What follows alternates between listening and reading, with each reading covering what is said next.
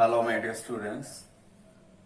Now we are consulting about environmental issues. In the environmental issues, global warming, greenhouse effect we have seen.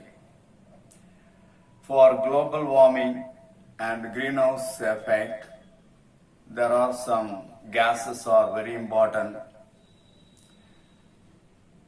They are considered as the greenhouse gases, mainly carbon dioxide, methane and sulfur dioxide. Carbon dioxide, methane and nitrous oxide are considered as the very important greenhouse gases. Now we'll see what are the sources of greenhouse gases, both naturally and anthropogenic sources of greenhouse gases. First one, carbon dioxide. Carbon dioxide is emitted by the burning of fossil fuels in the coal-based power plants for generating electricity. By the combustion of fuels in the engines of automobiles, commercial vehicles and aeroplanes. Due to agricultural practices like stubble burning. Stubble burning means burning of firewood that will release carbon dioxide. Naturally, carbon dioxide is released from organic matter, volcanoes, warm oceans and sediments. So these are all the main sources of carbon dioxide. Come to methane, CH4. It is 20 times as effective as carbon dioxide at trapping heat energy in the atmosphere. It is produced from the land of paddy cultivation, cattle rearing, bacteria in water bodies, fossil fuel production from the ocean, non-wetland soils and forest fire and from wild fire. So these are all the main sources of methane. Next, nitrous oxide, N2O. Naturally, it is produced in oceans from the biological source of soil and water. Due to the microbial action and from the rainforest, nitrous oxide will be produced. Man-made sources include nylon production, nitric acid production, use of fertilizers in agriculture, use of manures in agriculture, cars with catalytic converter and burning of organic matter. They are the main sources of nitrous oxide.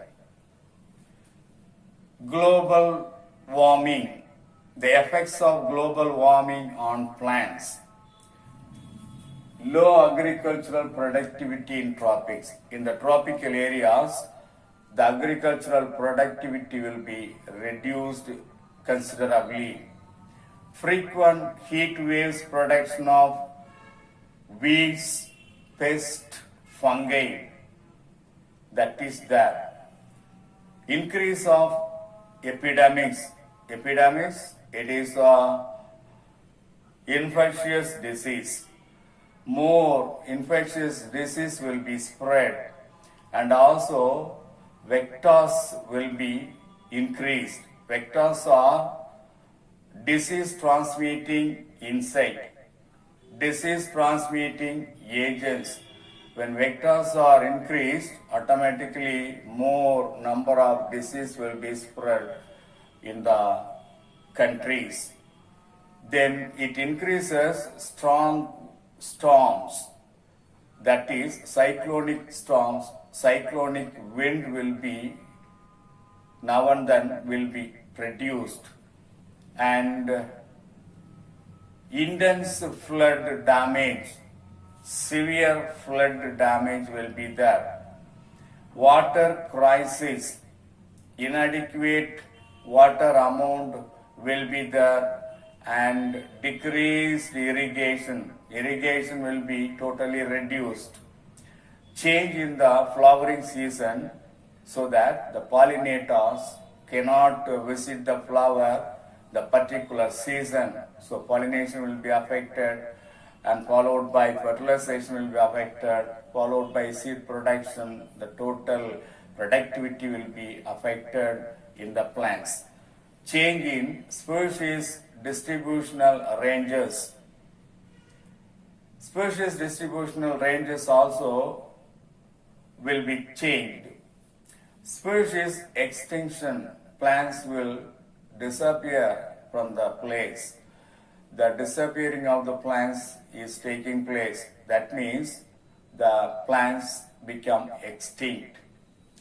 So these are all the effects of global warming on plants. What are the strategies to deal with global warming? There are a number of methods.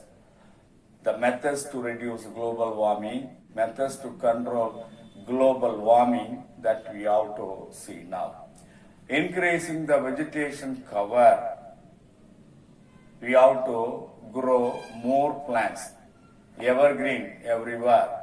That is, grow more plants, grow more trees. That is the first one. We have to increase the vegetation covering. Reduce the use of fossil fuels. Fossil fuel, yeah, we are using fossil fuels like petrol, diesel, kerosene. Those, the fossil fuels, the use of fossil fuels should be reduced, and greenhouse gases will be reduced automatically. If we reduce the use of fossil fuel, automatically the greenhouse gases emitted will be reduced totally. Developing alternate renewable sources of energy. So we have to find out alternate source of renewable source of energy.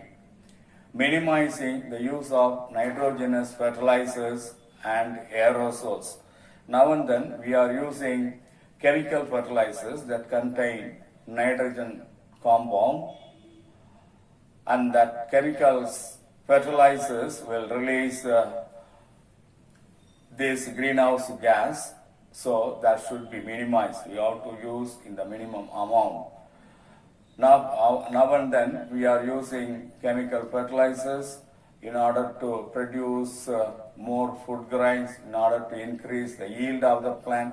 So use of nitrogenous fertilizers should be reduced. And aerosol means suspension of the fine soil particles or liquid droplets in the air, in the atmosphere. The dust particles, suspended fine soil particles, and liquid droplets, water droplets will be there. If they are present in maximum, more amount, that will increase the global warming, that will stimulate the global warming. So we have to minimize the use of nitrogenous fertilizers and also aerosols. So today's topic, in this today's topic, we have seen the source of greenhouse gases emission. That is, three gases we have taken. First one carbon dioxide, second one methane, third one nitrous oxide. And the effects of global warming on plants we have seen. Then finally we have seen the strategies to deal with global warming. That's all.